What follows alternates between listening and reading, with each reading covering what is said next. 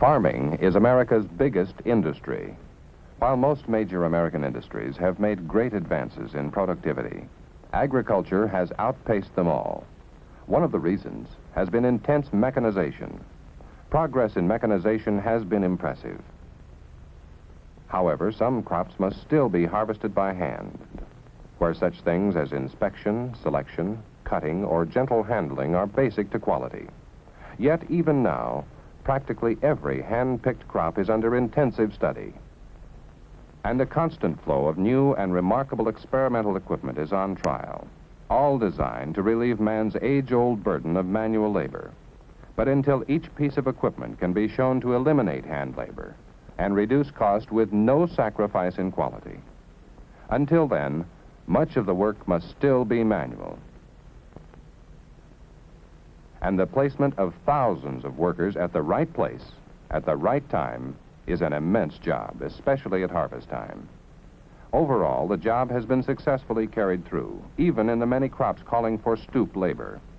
Here is stoop labor in the literal meaning of the term, but the term is also applied to many of the toughest and least desirable farm jobs.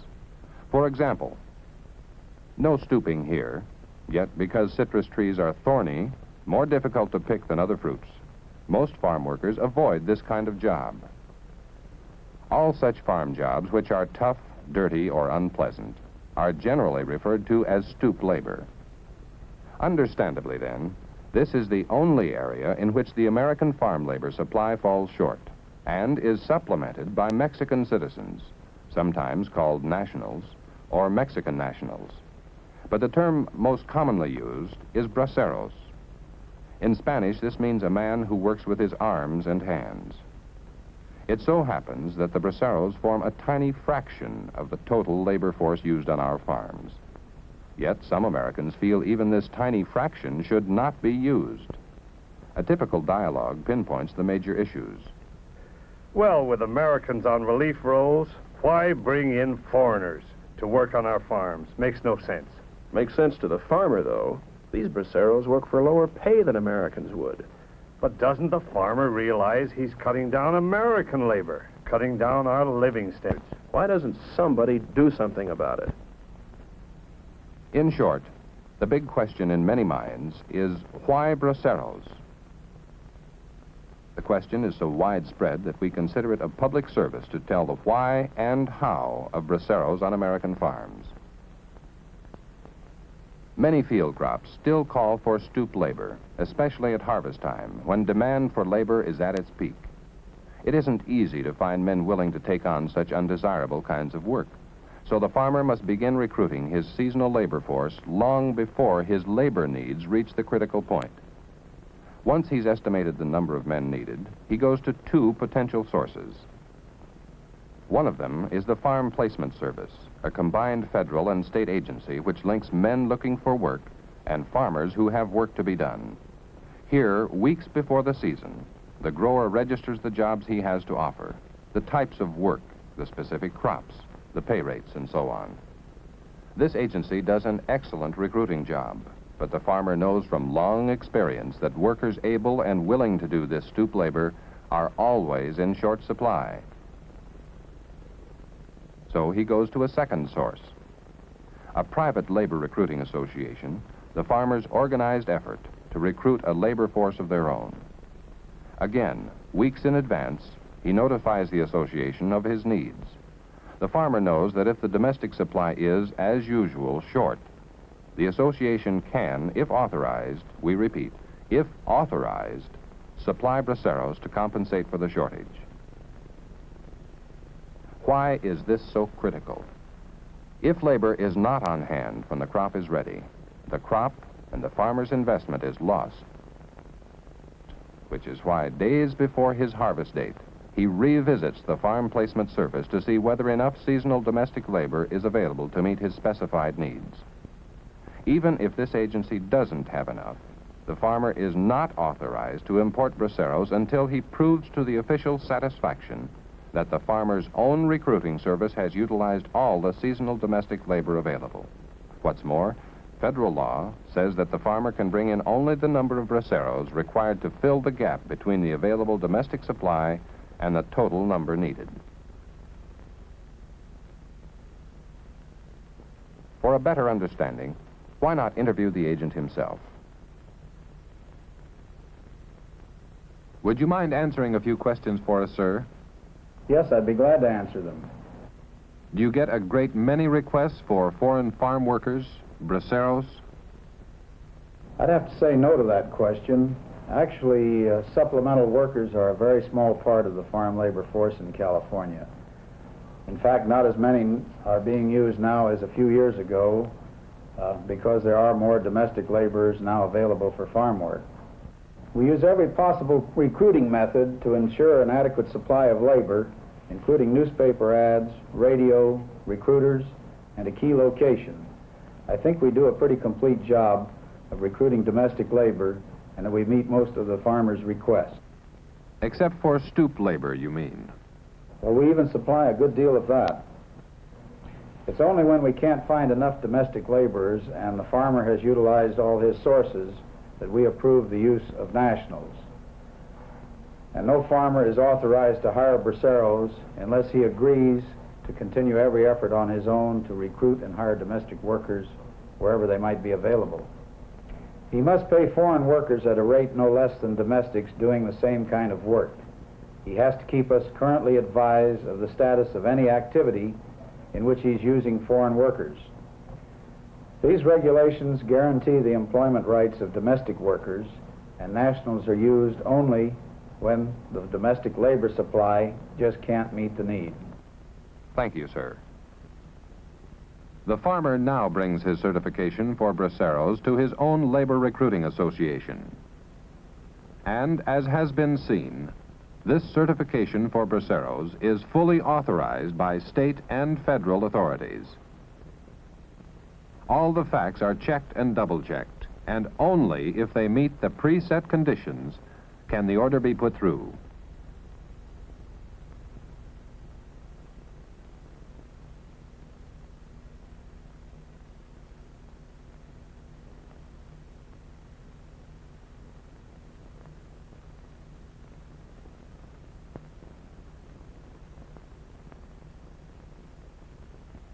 Only now can the manager of the Farmers Association process through further channels the request for the authorized number of Braceros.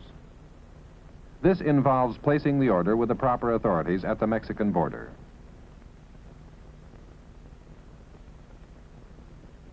The association manager himself can give us interesting details.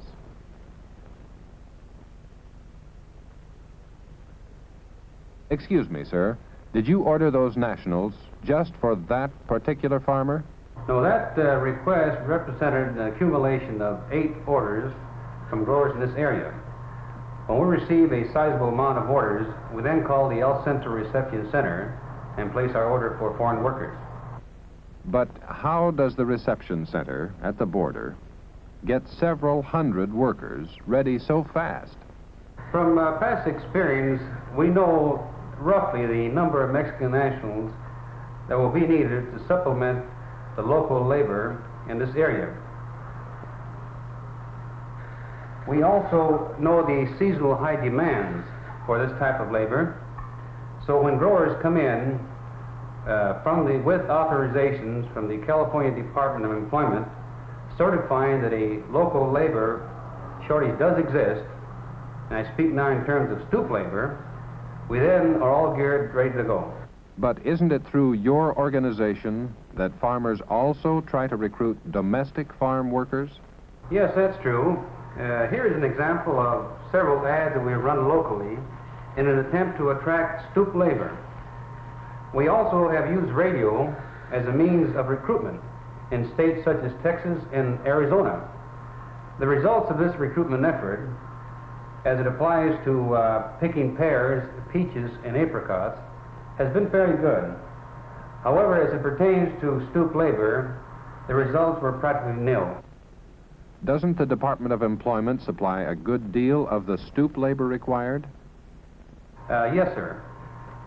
But even with their excellent organization and their experienced personnel, they are unable to supply us with all the stoop labor that is needed in this area. For example, during the 15-day recruitment effort on the part of the California Department of Employment, we requested these number of workers.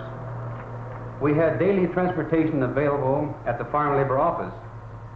As a matter of fact, we requested over 1,100 workers. The Department of Employment was only able to recruit 725. This immediately created a shortage of stoop labor of over 450 workers. And this is where the Mexican national comes in, where the local labor will not. Thank you, sir, very much. And so, in practically all such jobs, the farmer has all the domestics he and the recruiting agencies can find, plus braceros to fill the gap. The entire crew, domestic or foreign, is paid at exactly the same rate. But, and this is very important, even after the braceros are at work in the fields, domestic workers still have priority. The federal law is specific about this. Any local who wants to work has transportation all ready to take him out to the field, where the farmer must take him on, even if it means pulling out a bracero to whom he is already committed by contract. Yet, even with free transportation provided by the farmers, it is seldom that a bracero is made idle. Now, what about the treatment of braceros? Are they mishandled or mistreated in any way? The gentleman at the center of this scene is Senor Antonio Islas, the Mexican consul very close to the bracero program. Listen to what he has to say on this question. First of all, let me clarify a point. These men I'm speaking to are no wetbacks. The name applies to Mexicans who enter your country illegally. These men I speak to are known as braceros. They enter your country through a careful, regulated program worked out between my government and yours. Now to your question as to how the braceros are treated, the best proof they are well treated is that the Mexican government has allowed the continued temporary immigration of the workers and that a great number of them have returned here many times. The international agreement for this program set up the highest possible standards for the working conditions, living quarters, food, and welfare for the Mexican worker. This program is without doubt well carried out, taking into consideration the number of Mexican temporary workers who come to this country. I find that very few misunderstandings arise and very few errors are committed. Both Mexico and the United States benefit from this program. Mexico assists the American farmer with workers when there is a farm labor shortage, and the United States provides additional income to the Mexican worker, which improves his economy. As I say, both sides gain. In my contacts with the braceros, I can summarize my impression by saying they are pleased to come to work in the United States. And what of the money earned by the braceros? Is it all, as some people claim, drained out of this country? Hardly. Look at the braceros when they come here. It is obvious they need a great many things, like clothes, for instance. Where do they spend their money? As a local merchant put it, As a matter of fact, they spend a great deal of their money right here. They buy clothing and other domestic items, such as transistor radios, luggage, home furnishings, items that aren't readily available back home. Take a look at the Braceros when they come into this country, and again when they leave. They have brand new shirts, pants, shoes, all items bought right here locally. Let's look at this in a little different angle. The stoop labor situation being what it is, I don't see how the local farmers can get along without Braceros. Without this source of labor, many farmers are going to be unable to make a profit. And we sure don't want this to happen because the farmer is still our best customer. Yes, with the domestic supply of farm labor being inadequate, Braceros are a must. But some people say to the farmer, Well, make the pay high enough and you'll pull in all the domestic labor you need. the fact is that farm wages have gone up steadily for many years, but we still don't have enough seasonal domestic labor willing to do this kind of work. Conclusion: unless we have Braceros to fill the gap, many stoop labor crops will be forced out of American agriculture. The consequences? Much of our food processing industry's output would be replaced by imports. These jobs, now held by Americans, would be taken by workers in other lands, and our plants and equipment would be slowed down or shut down. Jobs and investment in the transportation industry would feel the blow. Example: in a recent typical year in just one state, the transportation of such familiar items as lettuce, fresh and processed citrus, asparagus, and tomatoes totaled over $166.5 million. Remove these familiar crops from production, and these millions now going into transportation would disappear, hitting both its management and its labor force. These same crops, from the same state, in the same typical year, required many types of containers, lids, caps, and labels, over $112 million worth. Cut out this $112 million worth, and what happens to the thousands of people who work in or invest in these allied industries? And these are just a few of the allied industries whose management, machinery, production, and labor force are all geared to the availability of these familiar crops, harvested for the most part by Braceros. If all such crops are driven out of American farming, many jobs in allied industries would be lost. Many segments of our economy would feel the blow. The solution to the problem? As we said, even now, machines to eliminate stoop labor are in the pilot stage. Until they're ready, Los Braceros are a necessary supplement to our domestic crews. In Spanish, Braceros means a man who works with arms and hands. But in American lingo, they are called lifesavers. And they are, not only to the farmer, but to the housewife, the grocer, the transporter, the canner and processor, and to all of the other industries whose output and very existence are so closely interlocked and dependent on the continued supply of such crops.